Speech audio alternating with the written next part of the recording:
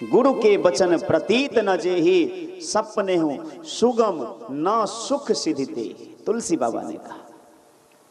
इसलिए गुरु जी के वचन पर विश्वास होना चाहिए। श्री ध्रुव जी महाराज नारद बाबा के चरणों में प्रणाम करके मधुवन में आते हैं।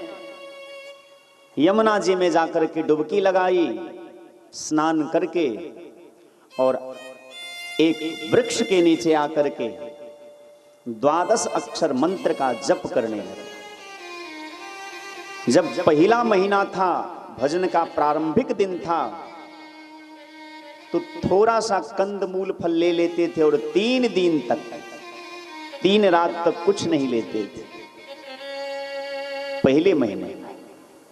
जब दूसरा महीना आया तो अपनी साधना को और कठिन कर दिए और कंदमूल फल का त्याग करके केवल जलपान करने लगे। 6 दिन 6 रात तक केवल जल पी करके रहते थे। जब तीसरा महीना आया तो अपनी तपस्या को, अपनी साधना को और कठिन कर दी और 9 दिन तक केवल सूखे पत्ते खा करके रहने लगे। जब चौथा महीना आया तो कंदमूल फल का भी परित्याग कर दिए, जल का भी परित्याग कर दिए, सूखे पत्तों का भी परित्याग कर दिए, केवल हवा पी करके रहने लगे। 12 दिन तक केवल, आज हवा पीते थे तो 12 दिन के बाद ही फिर हवा ग्रहण करते थे, वायु ग्रहण करते थे। और महाराज जब 5वां महीना आया तो उन्होंने वायु का भक्षण भी छोड़ दिया, वायु का भी परित्याग कर दिया। एक पैर पर खड़े होकर के 12 अक्षर मंत्र का जप किए और ऐसा प्राणायाम किए कि श्वास गति को अंदर ही रोक लिए। भगवान भी उनके हृदय में आकर के विराजमान हो गए। जैसे ठाकुर जी श्री ध्रुव जी महाराज के हृदय में आकर के विराजमान होते हैं तो सारे जीव जंतु, संसार के जितने भी प्राणी हैं, जितने भी देवी देवता हैं, सबके प्राण जो हैं व्याकुल हो गए। सबका वायु प्रवाह जो है, श्वास गति जो है रुक गई। सभी देवी देवता लोग हवा के बिना छटपटाने लगे, नारायण की शरण में गए। प्रभु मेरी रक्षा कीजिए, रक्षा कीजिए, हम सब वायु के बिना मर रहे। क्यों? क्योंकि भगवान को ही ध्रुव जी महाराज ने अपने हृदय सिंहासन पर बिठा करके कैद कर लिया और पूरा संसार जो है भगवान में ही समाहित है। भगवान को ही जब श्वास में अंदर भर करके बंद कर लिया तो सबकी श्वास गति रुक गई, सभी छटपटाने लगे। जब देवी देवताओं ने आकर के नारायण से निवेदन किया तो भगवान की भी उत्कंठा जगी कि ऐसे भक्त का दर्शन आज मुझे चल के करना चाहिए। और भगवान वैकुंठ को छोड़ करके मधुवन में आते हैं। कितनी अद्भुत छवि है। 5 साल का बालक एक पैर पर खड़ा होकर के 12 अक्षर मंत्र का जप कर रहा है, आंख बंद है, हाथ ऊपर है और नारायण हृदय में है। भगवान वैकुंठ को छोड़ करके यहाँ आ गए, पेड़ के ओट में खड़े हैं, पर भक्त ध्रुव जो है आंख बंद करके अंदर अंदर आनंद के समुद्र में गोते लगा रहे हैं। भगवान देख रहे हैं और भगवान मुस्कुरा रहे हैं। ठाकुर जी बहुत देर तक ध्रुव जी महाराज आंख खोले इसकी प्रतीक्षा करते रहे, लेकिन ध्रुव जी महाराज ने नेत्र नहीं खोला। तब जाकर के भगवान ने उनके हृदय से अपनी छवि का, उस छवि को निकाल लिया। जैसे मछली को पानी से जब निकाल दिया जाता है तो मछली छटपटाने लगती है, ठीक उसी प्रकार जैसे श्री ध्रुव जी महाराज के हृदय से भगवान ने अपनी श्याम सुंदर मोहिनी मूर्ति निकाल ली तो ध्रुव जी महाराज छटपटाने लगे। मानो कि उनका प्राण ही निकल गया है। जैसे नेत्र खुला तो जो भगवान हृदय में थे वही भगवान सामने दिखाई दिए, हाथ जोड़ लिए। ध्रुव जी महाराज भगवान को देख रहे हैं और भगवान श्री ध्रुव जी महाराज को, ना तो भगवान ध्रुव जी से कुछ कहते हैं और ना ध्रुव जी महाराज भगवान से कुछ कहते हैं, एकदम देखते ही रहे। कुछ देर के बाद जब किसी ने किसी से कुछ नहीं कहा तो भगवान को हंसी आ गई। ध्रुव जी महाराज का ये छोटा सा रूप देख करके, आज तक भक्त तो बहुत देखा था लेकिन ऐसा भक्त भगवान ने भी आज तक नहीं देखा था। ध्रुव जी महाराज की अद्भुत छवि का दर्शन करके भगवान को भी हंसी आ गई। भगवान को हंसते देख करके ध्रुव जी महाराज भी हंसने लगे, मुस्कुराने लगे। जब ठाकुर जी आए थे तो देवता लोग भी आकाश में भगवान की सुंदर छवि का दर्शन कर रहे थे। एक भक्त को और भगवान को हंसते देख करके देवता लोग भी हंसने लगे। देवताओं को हंसते देख करके ऋषि महात्मा मुनि हंसने लगे। महात्माओं को हंसते देख करके गंगा के तट पर श्री सुखदेव बाबा जो परीक्षित को कथा सुना रहे थे, सुखदेव बाबा को भी हंसी आ गई। सुखदेव बाबा को हंसते देख करके श्री परीक्षित जी महाराज को हंसी आ गई। सुखदेव और परीक्षित जी को हंसते देख करके जितने महात्मा थे सब खिलखिला करके हंसने लगे।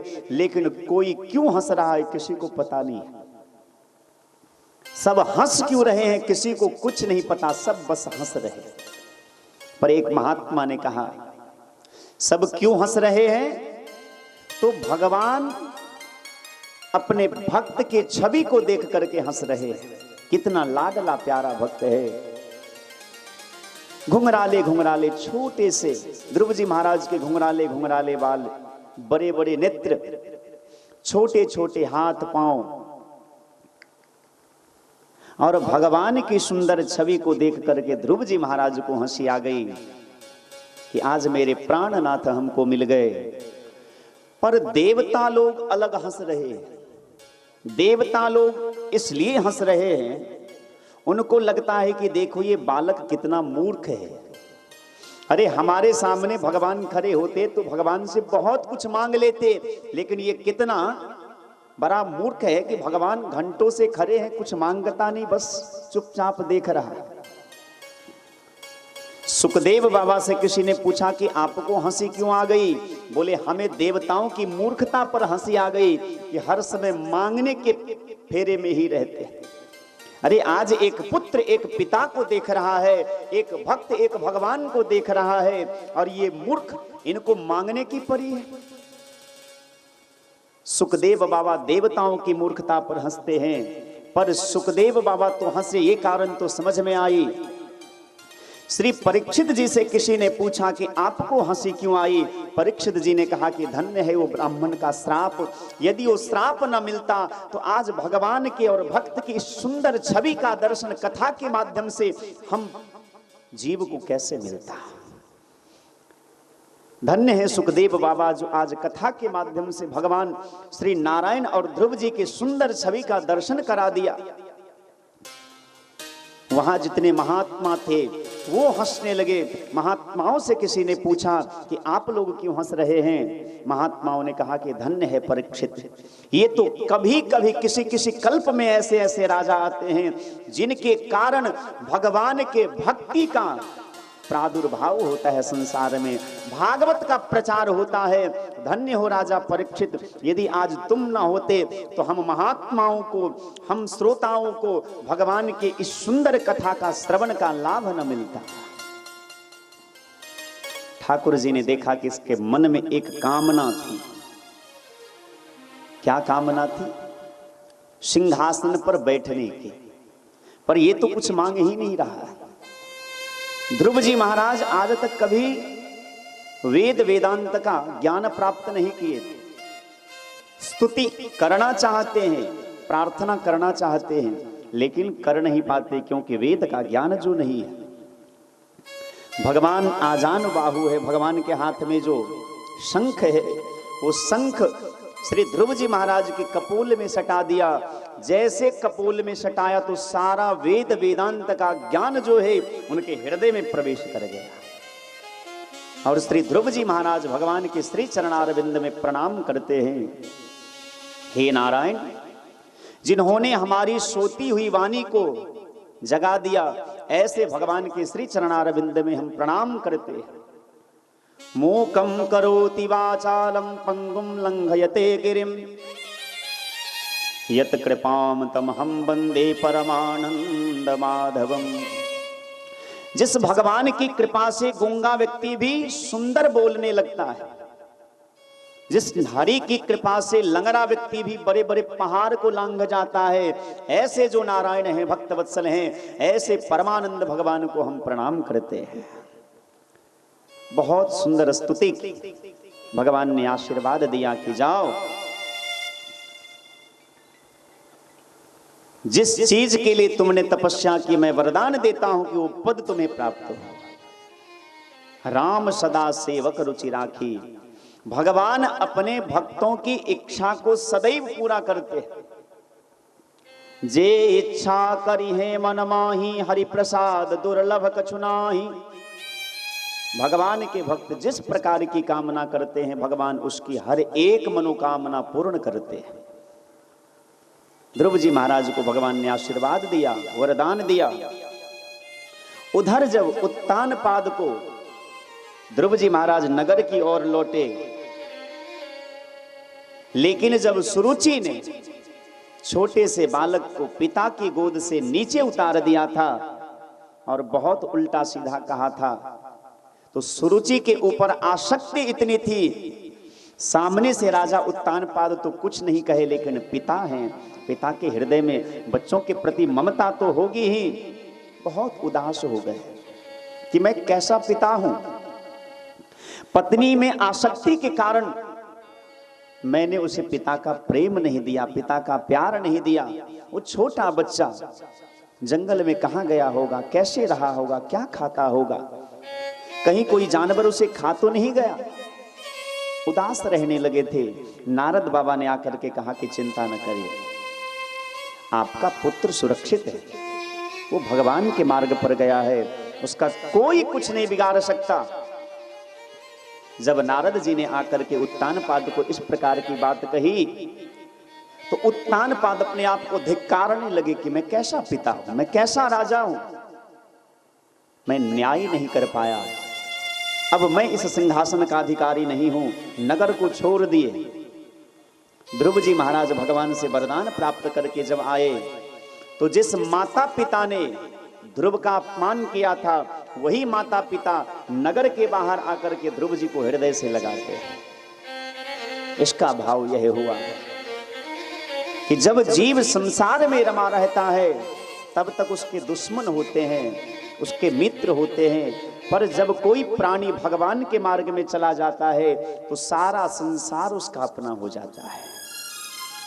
जहां पर कृपा राम के होई, ता पर कृपा करे सब कोई। ध्रुव जी महाराज को छोटी सी उम्र में उत्तानपाद ने राज सिंहासन पर बिठा दिया और स्वयं भजन करने चले गए। ध्रुव जी महाराज राजकाज संभालने लगे। उनके एक छोटे भाई हैं जिनका नाम है उत्तम। एक बार यक्षों के साथ युद्ध हुआ और यक्षों के युद्ध में वो मारे गए। यक्ष से बदला लेने के लिए ध्रुव जी महाराज ने भयंकर युद्ध किया और एक एक करके सारे यक्षों को मारने लगे। तब जाकर के ब्रह्मा जी ने आकर के समझाया कि भगवान के भक्त को युद्ध करना शोभा नहीं देता। अंत में ये बात ध्रुव जी महाराज को समझ में आई।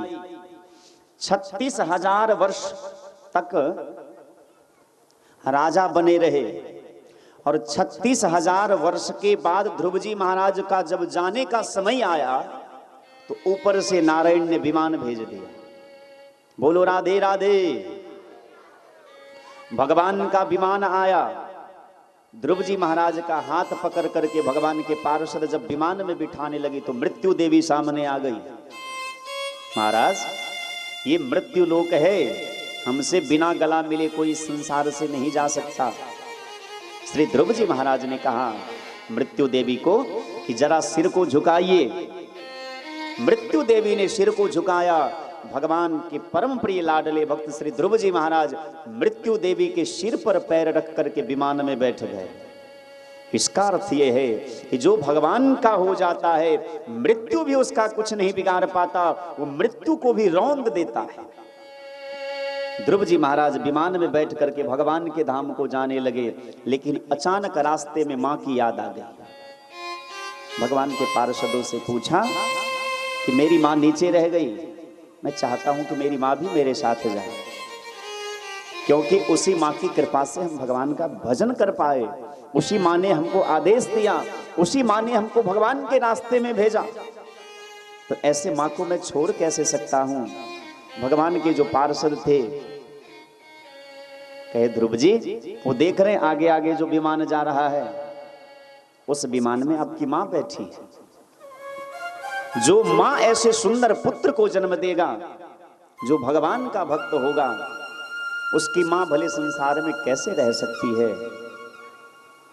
एक बेटा ऐसा होता है जो अपने माता पिता का नाम ऊपर करता है, और एक पुत्र ऐसे होते हैं जो अपने माता पिता के कुल खानदान के नाम को मटिया मेल कर देते हैं। और सच कहूं तो सच्चा गृहस्थ वह है, उसी माता पिता का जीवन धन्य है जिसका बेटा सुयोग्य हो जाता है। और यदि बेटा कुपात्र हो जाए तो चाहे जितना भी धन संपत्ति हो, जितना भी यशमान प्रतिष्ठा हो, जीवन भर वह पुत्र माता पिता को दुख ही देता रहता है। कुपुत्रो दुखदायक। इसलिए हमारे यहाँ कहावत है, पूत सपूत तका धन संचय, पूत कपूत तका धन संचय। यदि पुत्र सुपुत्र हो गया, आपने यदि अरज के कुछ नहीं भी दिया तो अपने बलबूते पर बहुत कुछ अर्ज। और एक पुत्र ऐसा होता है, यदि कुपुत्र हो जाए, आपने लाखों कमा करके दे दिया, सब नाश कर देगा। एक गृहस्थ का जीवन तभी सफल होता है यदि उसका पुत्र सुपुत्र हो जाता है। तो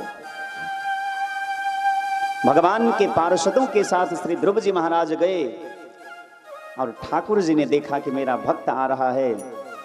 अपने लोक से भी ऊपर, जो सबसे ऊपर लोक है, ध्रुव लोक में एक अलग से एक लोक का निर्माण कर दिया श्री ठाकुर जी ने, और उस लोक का साम्राज्य ध्रुव जी महाराज को सौंप दिया। आज भी ध्रुव जी महाराज ध्रुव तारा के रूप में दर्शन देते हैं हम लोगों को। इसका अर्थ यह है कि जो भगवान के मार्ग का अनुयायी हो जाता है, जो भगवान के राह को अपना लेता है, वो तारे के जैसे, ध्रुव तारा के जैसे संसार में चमकता है, उसकी कीर्ति फैल जाती है। भगवान सुखदेव कहते हैं, इसी ध्रुव जी के वंश में आगे चल करके राजा अंग हुए, जो बड़े धर्मात्मा थे, लेकिन उनका बेटा पापी था। जब बेटा जवान हुआ तो पिता को ही मार करके नगर से बाहर कर दिया, राजा स्वयं बन गया, और ब्राह्मणों को सख्त हिदायत कर दी, जो यज्ञ करते हैं उसमें रामाय स्वाहा ना बोले, विष्णवे स्वाहा ना बोले, वेनाय स्वाहा, क्योंकि मैं राजा हूं और राजा के देह में सभी देवताओं का वास होता है। ब्राह्मणों को बड़ा बुरा लगा। ब्राह्मणों ने एक दिन जोर से डांटा बेन को, ऐसा डांटा कि बेचारा मर ही गए। ऐसी फटकार लगाई कि बेन मर गए। अब तो ब्राह्मण चिंतित हो गए कि राजा के बिना प्रजा की रक्षा कौन करेगा। तो उनकी जंघा का मंथन किया गया। जंघा के मंथन होने से एक काला कलूटा पुरुष, बौना पुरुष प्रकट हुआ। हाथ जोड़ करके ब्राह्मणों से कहा कि क्या आज्ञा है। ब्राह्मणों ने देखा कि तुम राजा के लायक नहीं हो। बोला निशीथा, चुपचाप बैठ जाओ। यही आगे चल करके निषाद राज बनते हैं, जिनको रामावतार में श्री राम जी ने हृदय से लगाया। पुनः राजा बेन के मृत शरीर के बाहु का, भुजा का मंथन किया गया, तो एक भुजा से पृथु जी महाराज, एक भुजा से अर्ची देवी प्रकट हुई। ये पृथु कोई और नहीं, साक्षात भगवान विष्णु के ही अंश हैं। जब पृथु जी महाराज प्रकट हुए तो सारे देवी देवता लोग इनकी जय जयकार करने लगे, चारों तरफ जय जयकार होने लगा। पृथु जी ने पृथ्वी महारानी को आदेश दिया कि आपने जितने रत्नों को अपने गर्भ में छुपा लिया है हम प्रजाओं को सौंप दीजिए। गाय का रूप धारण करके धरती भागने लगी। तब जाकर के पृथु जी महाराज ने उनका शासन किया। वसुधे त्वाम वधिष्यामि मच्छासन परांगमुखीम। जब शासन किया तो गौ माता के रूप में धरती मैया ने अपने दूध के माध्यम से धरती पर रहने वाले जितने भी प्राणी थे सबको पुनः रत्न प्रदान किए। सब सानंद रहने लगे।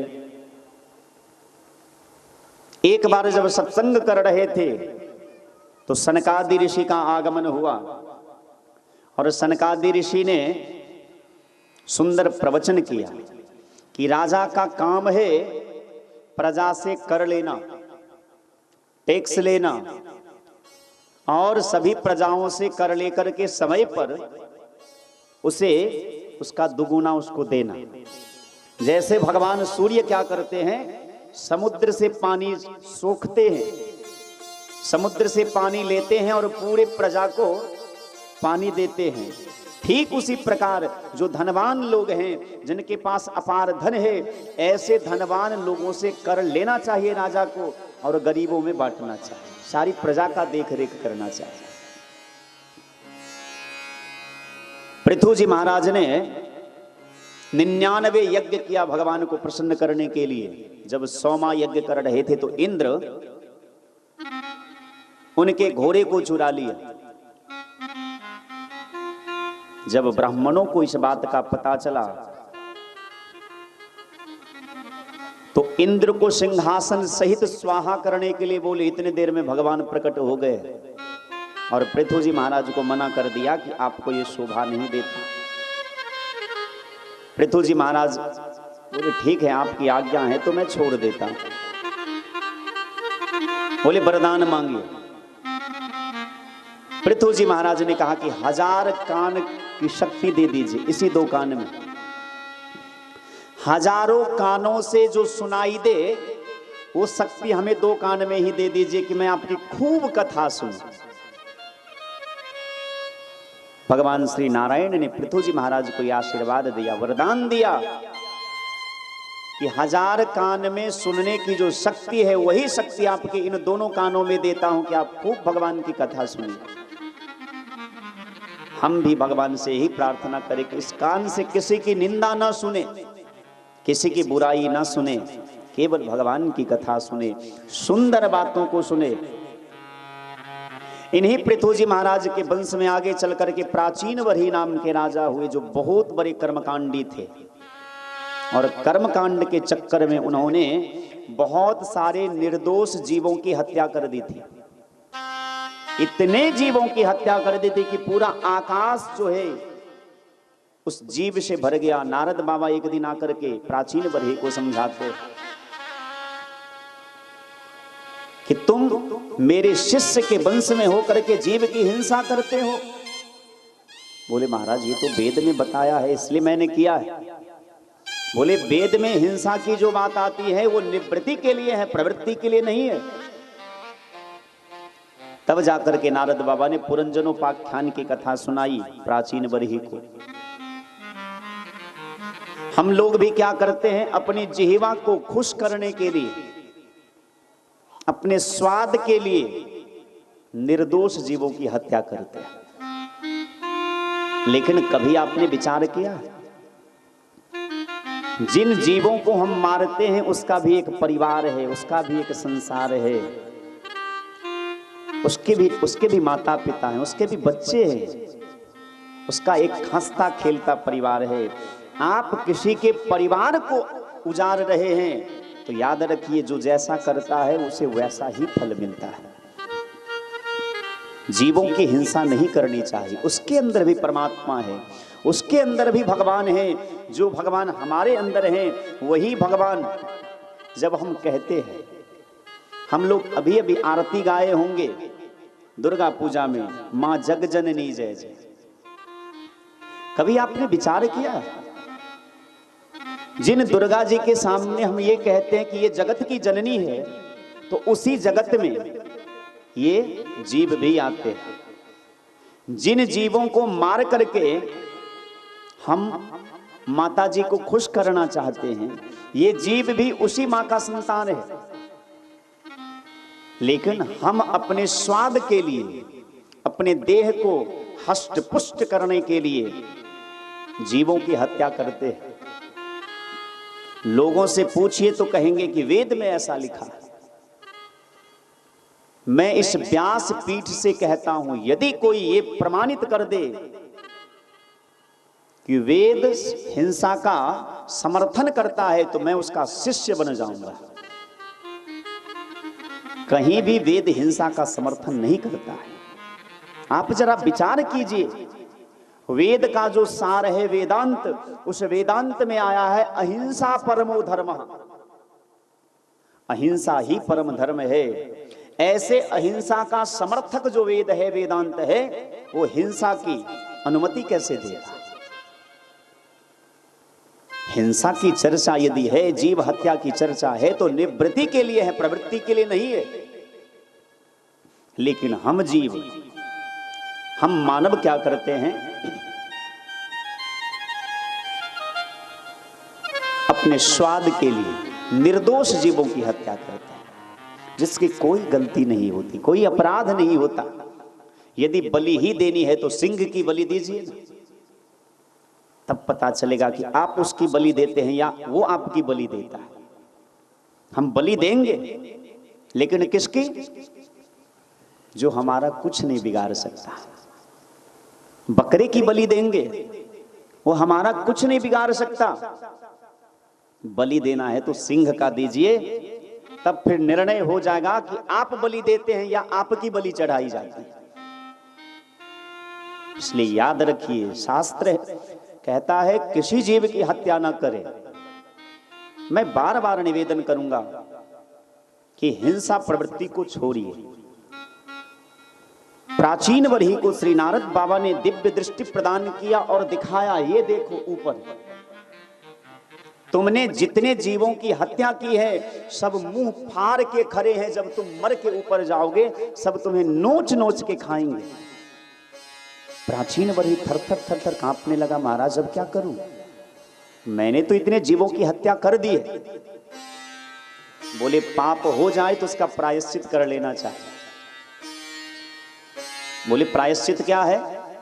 तो दयया सर्वभूतेषु संतुष्ट्या येन केन वा सर्वेन्द्रियोपशांत्या तुष्यत्यासु जनार्दनः। सभी जीवों के ऊपर दया करना सीखो, सबसे प्रेम करना सीखो, और जो मिल जाए, जो भगवान की कृपा से मिल जाए, उसी में खुश रहना सीखो। सूखी रोटी खाए के ठंडा पानी पी, देख बिरानी चौपरी मत ललचाओ जी। जो मिल जाए, यदि आज सूखी रोटी और नमक मिल जाए तो प्रसन्न रहिए कि आज हमारे हृदय में जो भगवान बैठे हैं, उनको नमक रोटी खाने की इच्छा हो गई, तो आज इसे में खुश है। आज यदि मालपुआ मिला, खीर मिला, तो प्रसन्न हो जाइए कि आज हमारे गोविंद को मालपुआ खाने की इच्छा हुई। जो मिल जाए उसी में खुश रहिए। यही सबसे बड़ा धर्म है, यही भगवान की 8वीं भक्ति है। जो मिल जाए, जैसा मिले वैसे में ही अपने आप को ढाल लीजिए। ज्यादा इच्छा कीजिएगा तो ज्यादा दुख होगा, ज्यादा तृष्णा बढ़ेगी तो परेशानियां बढ़ेंगी। इसलिए ज्यादा तृष्णा को ना बढ़ाइए, ज्यादा इच्छा को ना बढ़ाइए। जो मिलता है, जैसा मिलता है, उसी में खुश रहना सीख लीजिए। देखिएगा जीवन में कभी दुख नहीं होगा।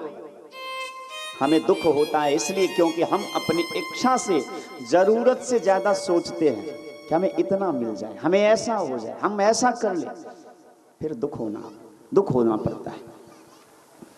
क्योंकि दुख तब होता है जब हमारी इच्छाएं पूरी नहीं होती है।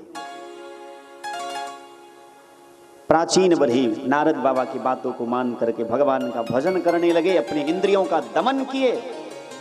चतुर्थ स्कंद की कथा यही विश्राम लेती है। पंचम स्कंद में श्री सुखदेव बाबा कहते, मनु जी महाराज के छोटे पुत्र का नाम है प्रियव्रत, और प्रियव्रत जो है ये बहुत बड़े भगवान के भक्त हैं। पर प्रियव्रत जी देखते हैं कि रात को सारे लोग सो जाते हैं, जैसे सूर्य अस्त होता है तो सारे लोग मस्त हो जाते हैं।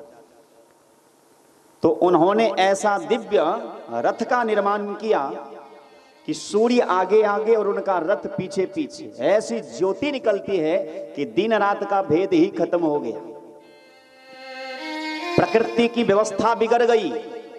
तब जाकर के ब्रह्मा जी ने आकर के प्रियव्रत को समझाया कि बेटा, इस संसार में जो भी वस्तु है निरर्थक नहीं है, सबका अपना अपना उपयोग है।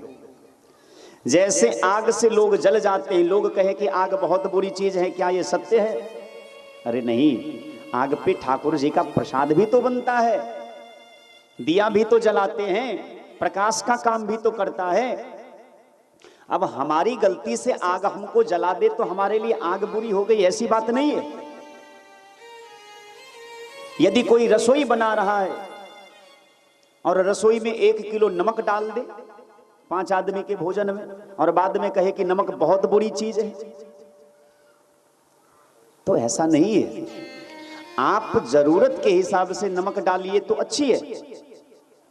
ठीक उसी प्रकार संसार में जो भी है, रात का भी अपना महत्व है, दिन का भी अपना महत्व है। दिन में काम करिए, भगवान का भजन करिए, रात को थोड़ा विश्राम करिए। ऐसा भगवान ने प्रकृति का नियम बनाया है, समझा। जिस भारतवर्ष में हम हैं, उनके रथ का पहिया जो घूमा, इसी से सप्त सागर का निर्माण हो गया, 9 द्वीप का निर्माण हो गया। हम लोग जम्बू द्वीप में हैं, संकल्प करते हैं ना, जम्बू द्वीपे भरतखंडे भारत वर्षे आर्यावर्त एक देशांतर्गते बिहार प्रदेशे। तो जम्बू द्वीप में भारतवर्ष में हम लोग हैं। इन्हीं के वंश में आगे चल करके आग्निध्र नाम के राजा हुए, और इन्हीं के वंश में भगवान ऋषभदेव हुए। ऋषभदेव भगवान का विवाह इंद्र के पुत्र जयंती के साथ हुआ। इनके 100 पुत्र हुए, जिसमें सबसे ज्येष्ठ पुत्र का नाम है भरत। बोलो राधे राधे। ऋषभदेव भगवान के ज्येष्ठ पुत्र का नाम है भरत।